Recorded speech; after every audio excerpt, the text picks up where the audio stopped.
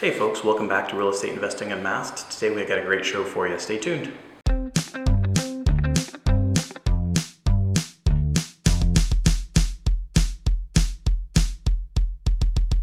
Before I bought the property, there was a huge tree here. But when I bought the property, it was just this stump. Now, I didn't care so much about the stump. It didn't bother me that much. But we had some plumbing issues.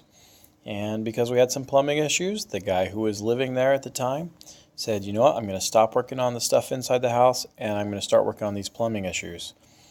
So he went out in the front, saw this stump, and dug all the way around it, flooded the thing to get all the roots exposed, and cut this sucker up. This was huge. This was a massive undertaking. And when it was all done, he leveled out the ground, and it looked awesome. There were some costs involved, obviously. It wasn't just the time and the energy that he put into it. We also had to rent a trailer because at the time he didn't have a trailer. And these were massive, massive chunks of wood and super heavy. So we rented a trailer, and when we got to the dump, we also had to pay for the weight. This was over 1 ton just for all this wood. It was incredible. It was super heavy just for this stump.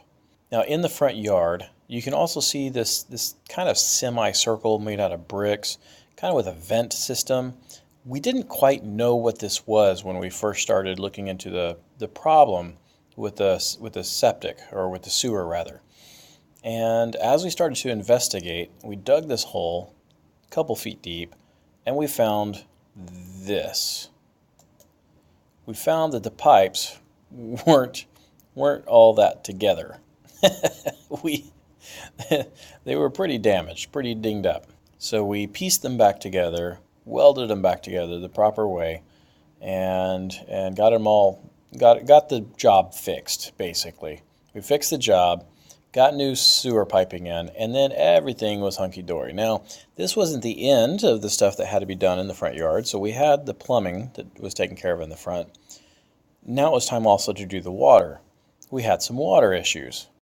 So here's the house before anything was done on the water, before the porch, before the concrete foundation around the porch had been removed.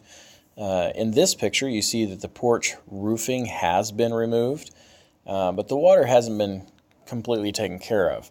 When we dug up the pipe for the water piping, we found that it was corroded. It was bad.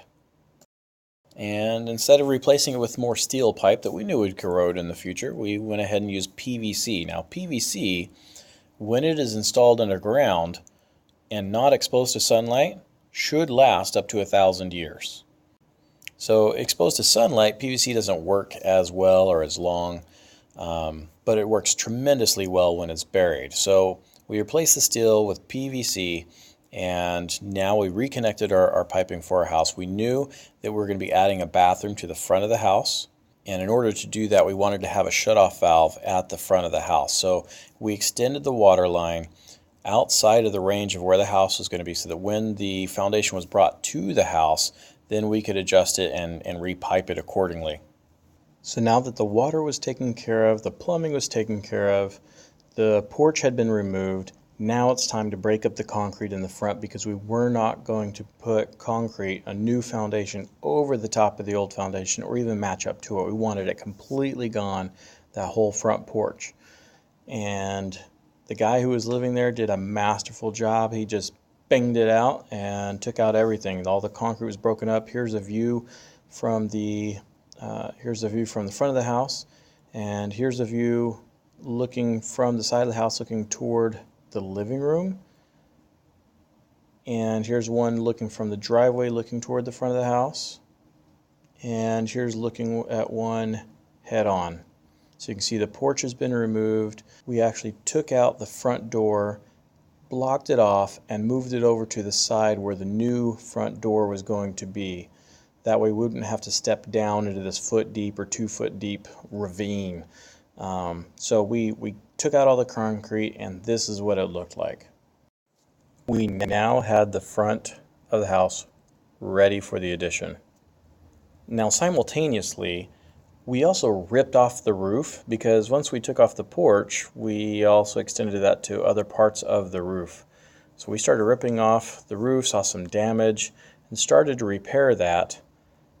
And here's what it looked like on the inside. We had some light that was shining through now. It was completely exposed. We knew that it wasn't going to stay that way for long. We were planning on putting up some tar paper, putting up the roofing material after we got all the addition added on. But then we got this notice on our front door. Bam, bam, bam! Yeah, that sucked. So we had been trying to get our permit the whole time we'd been working on this house. And we'd been working on this house for months. It took us 15 months to get our permit finalized. So this whole time, he's working on the inside, nobody pays any attention. Now he starts working on the outside, and that's when we got the problem. So we had to stop. We had to cease and desist.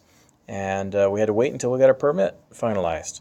So we put plastic on the roof and waited and waited and waited. And then we finally got our permit. I'm excited to finally get the permits. I got it in hand, and the lady talked me through the whole process. It's not an easy process, guys. A lot harder than I thought it was going to be. But now that I got what I need, I'm going to move forward, and hopefully we can have this done. All I got to do is have it started within 180 days, so 6 months, and we're probably going to start on it in the next couple hours. So anyway, talk to you soon. Yes, I did have a handlebar mustache. Every time we went to the planner to ask them what was holding us up, they'd say, oh, you didn't add this or you didn't add that. The problem was, when I got the plans back, it still had that information they were asking for, so it didn't make sense at all.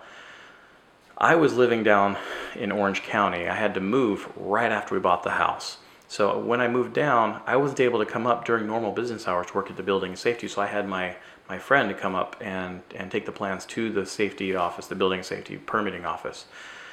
And he would tell them, look, this is on the plan, this is on the plan. And they'd say, okay, we'll review it. And then they would take it back, and a week later they'd say, nope, didn't work. And we're like, wait a minute, and they give us a review, this is what you need to have on the plan. So we're like, it's right there. So eventually what happened, we got a supervisor, and we said, here are the plans, here's everything you're asking for, we've even color-coded it, and showed it to him. Now at this point we're pretty upset, because now we have a cease and desist order from code enforcement. Code enforcement was coming around, they saw us working on the roof. At that time we'd done a lot of stuff on the inside, but we started ripping off the shingles on the roof, getting ready to get that ready for an extension. And they said, nope, you have to stop. So we put plastic up on the roof, and we waited and waited and waited and waited and waited and waited and waited until the permit office said it was okay. And it wasn't until we took a stand and said, here is everything you were asking for, they said, okay, we'll go ahead and give you the signature. We had paid the money, we'd done everything. It was July 2016, we finally got the permit. We'd already knocked down the walls, we'd already moved some of the plumbing stuff around. We'd installed a tankless water heater on the back wall so that my buddy who was living here, he could go ahead and take showers, flush the toilet. We bought a toilet because there wasn't one. Bought a sink because there wasn't one when I bought the place. So there are a lot of things that we did to get this ready just so he could stay in it and fix it up. At the same time, I was working, going to school, and I couldn't do a whole lot of the work myself. So as we were preparing for the addition, I had to get a plumber to come and take care of the plumbing situation. While we were tearing down the walls, we also found that the walls weren't straight. We found that the floor wasn't level. We found the foundation wasn't strong everywhere, so we had to shore up the foundation, especially near where the old bathroom was. Where the floor in the kids' bedroom was actually tilted down, and so we actually took out a lot of the flooring and raised it up and leveled it out as much as we could and put the boards back in again. And then we put down flooring over the top of that. So there was a lot to do in this house, a lot more than what we had bargained for when we first bought the place, with the whole idea that we were going to move in and take advantage. Now, as time has moved on, we came to the realization that we wouldn't be able to move back into this house. So at this point, it's completing the permits that we had and making it look as good as possible without spending too much money. At this point, my house is paid off outright. I paid cash for it, and at each month, I was making payments to whoever was working on the house. When it's time to do the addition, I had code enforcement was constantly writing my tail saying, hey, you need to finish this, you need to finish that. And stay tuned.